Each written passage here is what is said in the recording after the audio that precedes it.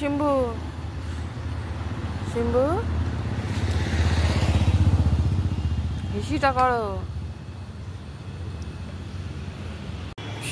সন্ধ্যা বন্ধুরা, এখন বাজে সন্ধ্যে 6:30 আর এখানে দেখতে পাচ্ছেন কতগুলো বাসন বেরিয়েছে। সেটাকে স্কচ ব্রাইট আনতে পাঠিয়েছি, স্কচ ব্রাইট এনে দিয়েছে। এবার বাসন ধুতে হবে আমার।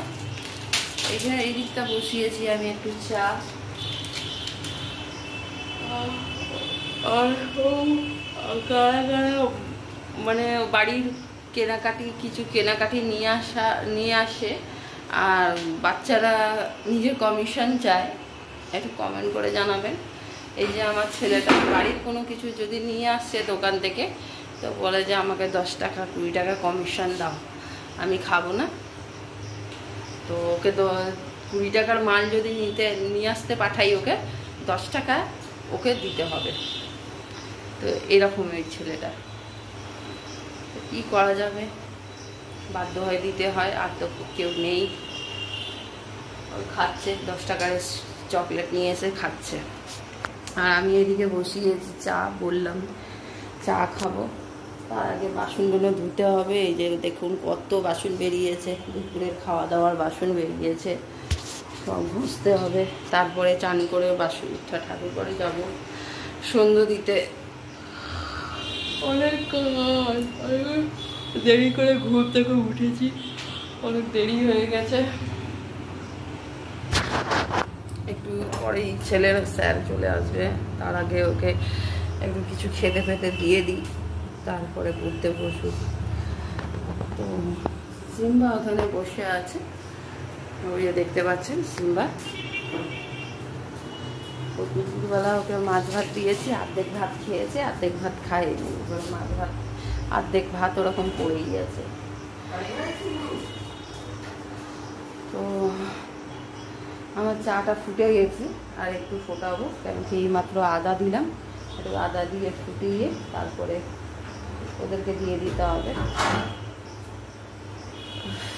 লম্বা ঘুম দিয়েছি, খুব লম্বা ঘুম। সরি বন্ধুরা, এত লম্বা ঘুম দিয়েছি বলার মতো না, খুব দারুণ ঘুমটা হয়েছে। রাত্রিবেলাতে ঘুমাতেই পারি না। সিম্বা 2-2-2:30টার সময় রাত্রিবেলা তুলে দেয়, কুড়ি করে তুলে দিয়ে তারপরে বলে যে মা চলো ছাদে হিসি করতে নিয়ে যেতে হয় ওকে। সিম্বাকে রাত্রি 2টোর সময় 2:30টার সময় আমাকে ঘুমাতে দেয় না, আমাকে ঘুম নষ্ট করে সিম্বা। এটা খাই দেবো, হবে না। বাথরুম করতে ছাদে নিয়ে যেতে হবে। রাত্রি 3টের সময়, আজকে রাত্রি 3টের সময় উঠেছি, সেই ঘুমাইনি। 4টে 4:30, আমি একটু 15 চাটা ছেড়ে নিই।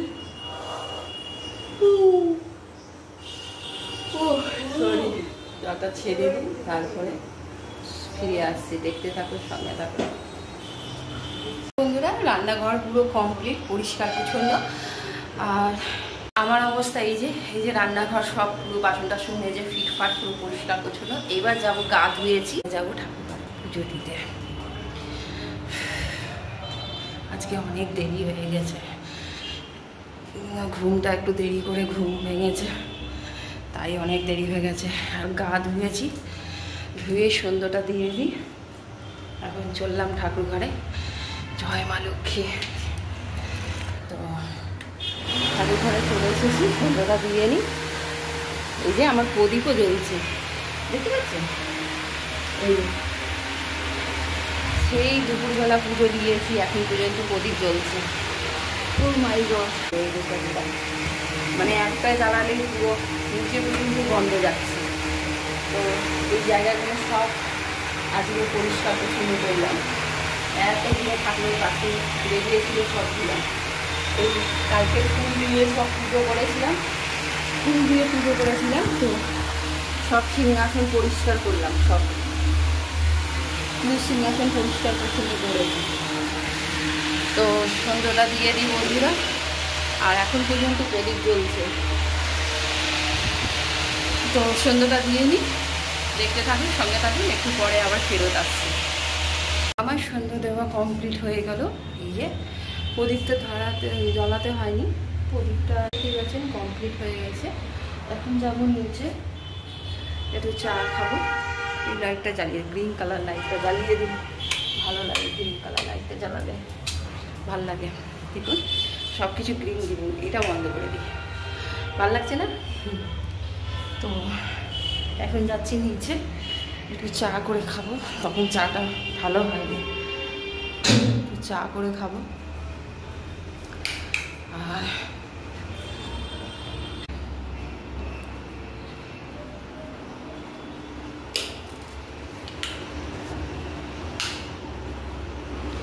হয়ে গেছে। তো সঙ্গে থাকুন বন্ধুরা, দেখতে থাকুন, একটু চা করে খাই। তখন চাটা ভালো হয়নি, জলের মতন পাতলা জলের মতো হয়েছে। একটু ভালো করে দুধ চা একটু করে খাই, মাথা যন্ত্রণা ধরেছে। ঠিক আছে বন্ধুরা, দেখতে থাকুন, সঙ্গে থাকুন, আবার ফিরে আসছি। তো চাটা খাওয়া হয়ে গেছে কমপ্লিট। এখন বাজে ঘড়িতে 8টা বাজতে যায়। 1 ঘন্টা পর আবার রান্নাঘরে যেতে হবে রান্না করতে। এই তো সারাদিনের রুটিন। তো আজকে বাইরেও বেরোবো না, ভালো লাগছে না শরীরটা। আর চুলে কালার করেছি, গার্নিয়া লাগিয়েছি, গার্নিয়া দাঁড়ান দেখাচ্ছি। ভিডিও ছাড়বো একটা, তো ভিডিও ছাড়ার জন্য তো ভিডিও শেষ করতে হবে, তারপরেই তো ভিডিওটা ছাড়বো। তো আর আজকে চুল কালার করেছি, দাঁড়ান দেখাচ্ছি কি কালার করেছি। এই দেখুন গার্নিয়া, এই যে এটা ব্রাউন কালার আছে, রংটা ব্রাউন হবে। তো দাম নিয়েছে তোমার